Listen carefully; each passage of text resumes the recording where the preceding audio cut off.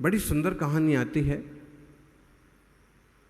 धनवंतरी और विश्वानुलोम की। ये जो अंजन चोर की कथा है ना, ये अंजन चोर की कथा अपन बहुत शॉर्ट में पढ़ते हैं कि आड़म ताड़म कछु न जानम, सिक्के पर बैठ गया और एक साथ काट दिए और विद्या सिद्ध हो गई। लेकिन जो एक और पृष्ठभूमि है वो ऐसी है कि धनवंतरी और विश्वानुलोम ये दो दोस्त रहते हैं और दोनों भी चोरों की कंपनी के मैनेजिंग डायरेक्टर रहते हैं।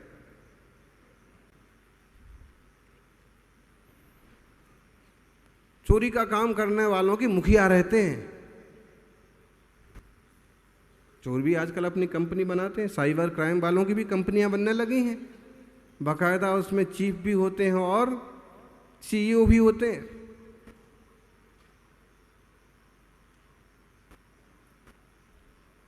चोरी करने जाते, चोरियां करते। योग संयोग की बात कि एक बार मंदिर में घुस गए मुआयना करने के लिए, रैकी करने के लिए। रैकी तो करें, क्या करें, मुनिराज बैठे हैं, कई लोग प्रवचन सुन रहे हैं, वो भी पहुंच गए। हो सकता है किसी की जेब पर हाथ साफ कर लें, किसी की सोने की चांदी की माला मार दें, किसी की चैन खींच लें। लेकिन वो इतने टुच्चे चोर नहीं थे कोई सभा में बैठा हो और उसकी चैन उड़ा दे। काफ़ी समझदार थे। जब सब लोग सुन रहे थे तो उसमें से धनवंतरी भी सुनने लगा। मुनिराज ने खूब अच्छा उपदेश दिया कि मध्य मांस मधु का तो त्याग होना ही चाहिए। प्रत्येक व्यक्ति को मांस, मछली, शराब, अंडे का त्याग करना ही चाहिए। उसने भी नमस्कार किया और नया सा एक अलग तरह का आदमी देख कर के महाराज जी ने कहा कि तुम भी कुछ नियम लो। उसने कहा महाराज मैं क्या नियम ले सकता हूँ, मैं तो चोर हूँ। उन्होंने कहा कोई आत्मा चोर नहीं होता है, आत्मा तो आत्मा होता है। ये तो तुम्हारी पर्याय है चोर की, तुम चाहो तो तुम्हारी पर्याय बदल भी सकती। आत्मा तो होनहार भगवान है। उसको कुछ अटपटा लगा। लोग तो चोर नाम सुनते ही पीटने को तैयार होते थे और ये तो कह रहे हैं बहुत बढ़िया है, तुम्हारा तो कल्याण हो सकता है, क्या बुराई है, चोरी छोड़ दोगे तो बड़। उसने कहा चोरी तो नहीं छोड़ सकता भाई, शराब मांस तो छोड़ सकते। आपने इतना अच्छा उपदेश दिया है, इतनी बढ़िया बात कही है, तो मैं शराब और मांस का त्याग कर लेता हूँ। इसके बिना जिंदा भी रह जाऊंगा, कोई दिक्कत की बात नहीं, कर लेता हूं। गया, इसके हाथ तो कुछ नहीं लगा, ये तो रैकी करता रह गया। बाकी दूसरे जो चोरी करके लाए, बंटवारा हो रहा था, बंटवारा होना था, सब चोर इकट्ठे हो गए। फिर आपस में सलाह हुई कि ऐसा करो कि भाई कोई एक जन जो है बाजार से कुछ खाने की चीज़ें ले आओ, दूसरे कुछ पीने का प्रबंध करो, और जो बाजार गया मांस लेने के लिए, मुफ्ती माल दिले बेराम, पैसा मुफ्त का है, कैसे भी उड़ाओ। चोरों का, चोरी का धन मोरी में ऐसे ही जाता है। एक तो मांस, एक शराब लाए, लेकिन दोनों ने ये चालबाजी की कि जहर मिला दिया जाए तो वहाँ सारे लोग मर जाएंगे। बाकी सारा जो आज धन इतना हाथ लगाए अपने, और जब खाने पीने की बारी आई तो धनवंतरी ने कहा कि भाई आज ये चीज़ मैं तो नहीं खाऊंगा, मैंने आज ही नियम लिया। विश्वानुलोम ने कहा कि भाई चोरों के कोई नियम होते हैं क्या? उसने कुछ भी है, मैं तो नियम पालन करूंगा। उसने कहा दोस्त अगर तू नियम पालन करेगा तो मुझे भी भूखा मरना पड़ेगा, इतनी बढ़िया चीज़ आई है आज देखो। उसने कहा जो भी है मेरा त्याग। वो वहाँ से सरक गया। अब जिन जिन ने खाया पिया वो सब, जिनने उनका अनुसरण किया वो बच गए। फिर दूसरी बार उसे बड़ा रिलीफ हुआ कि यार मुनि महाराज ने आज नियम ना दिया होता तो आज जैसे 4-6 मर गए ऐसे आपस में धोखे होते हैं ही, इस टाइप के मामले में चोरों में भी कोई साहूकार थोड़ी होते। उसने कहा एक बार अपन महाराज जी को कम से कम धन्यवाद तो करके आए, एक बार नमस्ते तो करके आएंगे, बच गए। अब वहाँ गया, फिर उपदेश चल रहा था, मुनिराज समझा रहे थे रात में भोजन नहीं करना चाहिए। बड़ा अच्छा प्रवचन लगा, उसने नमस्कार किया। महाराज जी ऐसी दुर्घटना से बच गया मैं। महाराज जी बोले एक नियम और लो। क्या नियम लो? रात में भोजन नहीं करना। उसने कहा बहुत मुश्किल काम है, हमारी तो दुकान ही आधी रात को चालू होती। चोरों की दुकान कब चालू होती है? आजकल तो 24 घंटे चालू हो गई। साइबर क्राइम और सब इतने बेईमान लोग हो गए कि जरा सा लालची आदमी मिला कि मरा, वो आपका सोना चमकाने के लिए आएंगे और आपको चकमा दे के चले जाएंगे। ऐसे आजकल डाकू लोग बंदूक नहीं रखते, मोबाइल रखते हैं।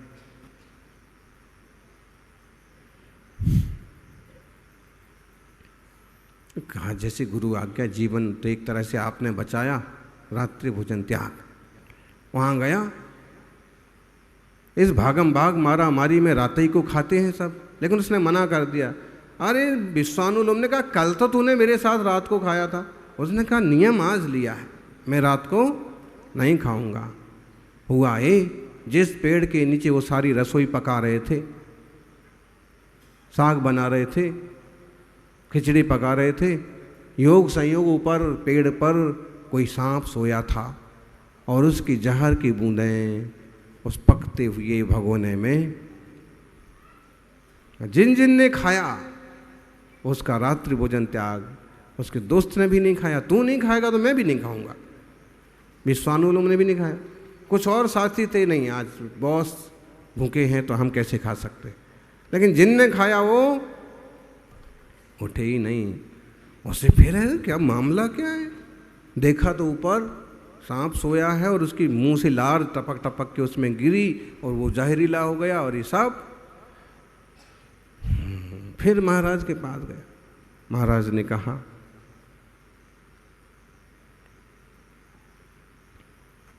संयम से जीवन अच्छा बनता है। अब अष्टमी चतुर्दशी का उपवास करो और एक एक नियम लेते लेते उसने ये निर्णय किया कि जब छोटे छोटे नियम से मेरे 3 बार जान बच गई तो अब गुरु के चरणों में पूरा संयम लेंगे, हमेशा हमेशा के लिए संसार के बंधन से मुक्त हो जाएंगे। ऐसे मंगलमय संयम के रास्ते सभी चलने का प्रयास करें। किसी नियम से संकल्प से जरूर बंधे रहें। परस्पर सहयोग और मैत्री भाव से पर्यावरण की भी रक्षा होती है और जीवन की भी। जय बोलिए। पुण्य प्रभाव नर भव मिलियो, उत्तम कुल अवतार, तप कर शिव को साधना, तब मनुष्य भव सार। बड़े भाग्य से मनुष्य की पर्याय मिली है। उस मनुष्य की पर्याय में तप को साध लिया तो बेड़ा पार हो जाएगा। तप कितना कीमती है। तप चाहे सुर राय, कर्म शिखर को वज्र है, द्वादश विध सुखदाय, क्यों न करे निज सकति सम।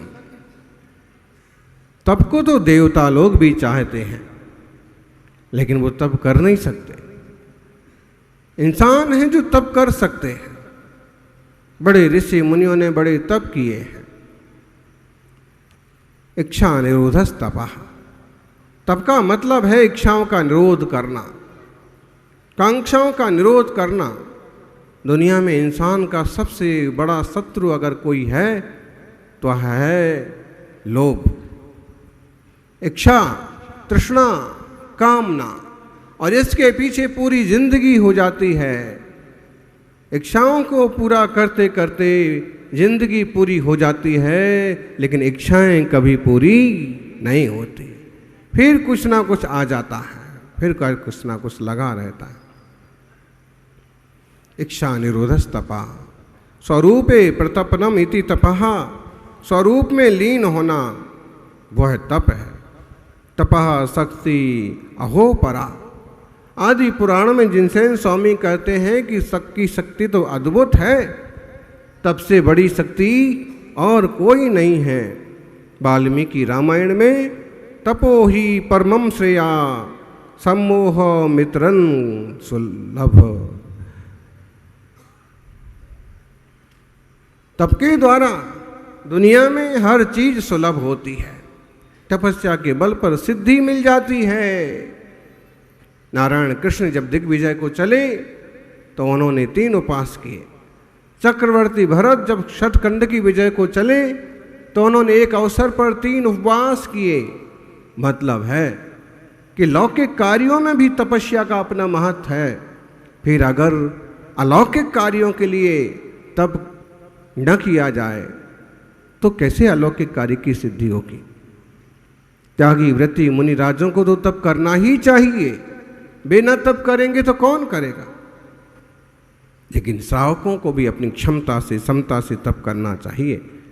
कुंद कुंद कहते हैं संजम सहिदो यतवो थो वो ही महाफलो होई। संयम के साथ यदि तप है, थोड़ा सा तप भी बहुत बड़ा फलदायी होता है। जब तक संयम नहीं होता है तब तक तब भी कीमती नहीं होता है। जीवन में इन जो 10 धर्मों की संरचना है जबरदस्त है। जीवन में पूर्ण उपलब्धि तभी होगी जब हम इस क्रम से आगे आगे बढ़ते जाएंगे। क्रोध खत्म हो, मृदु क्षमा आए, मान खत्म हो, मृदुता आए, मायाचारी खत्म हो, सुचिता आए, लोभ खत्म हो, पवित्रता आए, ऋजुता आए, झूठ खत्म हो तो सत्य आए। सत्य हो गया जीवन में, कसाएं चली गई जीवन से तो संयम आएगा। और जब संयम आता है तो तप का पदार्पण होता है। बिना संयम के तप की कोई ज़्यादा कीमत नहीं है। यानी ये जो 10-10 उपवास करने की हिम्मत कर रहे हैं ना, ये भी बड़ा अच्छा काम कर रहे हैं, लेकिन 11वें दिन ही इनका सारा तप पूरा हो जाएगा। अगर संयमी है तो संयमी का तो आगे भी तप ही तप चलता रहेगा। इसलिए उनका तप विशेष महत्वपूर्ण है। विषय कसाय विनिग्रह भावम काउण झाण सज्जाए जो भावई अपाणम तस्य तवम होदिनियमेण।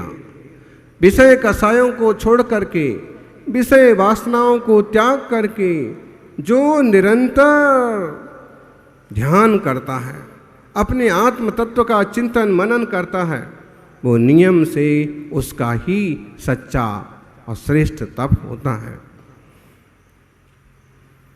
श्रेष्ठ तप के लिए अंतरंग आत्म स्वरूप का बोध भी बहुत जरूरी है। अगर अंतरंग स्वरूप का बोध नहीं है तो क्या कर लेगा ये तप।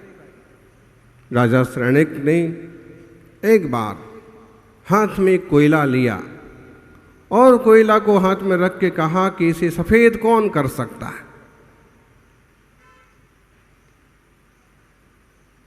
महावीर स्वामी के प्रथम श्रोता थे, समझदार थे, अपनी सभा में भी कभी कभी प्रयोग करते थे। और इस काले कोयले को सफेद कौन कर सकता है। सब इधर उधर बगले झांकने लगे।